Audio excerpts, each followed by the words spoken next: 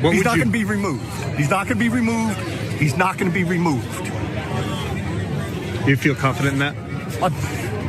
My 357 Magnum is comfortable with that. End of story. And they remove him in the Senate. Mm-hmm. I think it'll cause physical violence in this country that we haven't seen since the first Civil War. I think it'll become the second Civil War. I would think that there would be a strong movement. It would be very negative. Possible violence. Not that I'm condoning violence. There'll be a lot of mad Americans. Possibly 70, 80 million Americans on the loose, not very happy. Did he do something wrong? It doesn't appear to me that he did. But I think it's going to be very hard for people to change anyone's mind. If you're a Trump supporter, I'll speak for myself. As a Trump supporter, I believe him. And I don't believe that he's dumb enough to say something in front of all those people that would actually get him in trouble. I thought the most interesting one was the woman near the end when she said, well, I can't believe it because he can't be dumb enough to have said that thing that basically incriminates him. Nope, that's where you're wrong. He's definitely dumb enough to say it. Yeah. That's what I've been telling you from day one. He not only he can't help himself from doing crimes, but he's just too stupid to cover it up. And so that's why I thought he was going to be a goner. Here we are. But of course, the main point here is the threats of violence.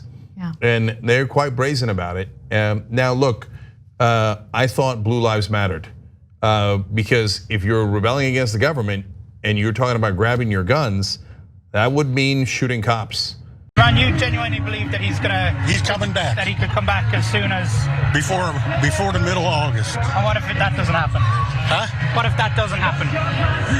We're going to be in a civil war because the militia will be taking over. Look, when you have people who think that the election was stolen from their favored candidate, and then you have the right-wing media constantly inciting violence, you're gonna get people like the first gentleman that we showed calling for a civil war if they don't get what they want.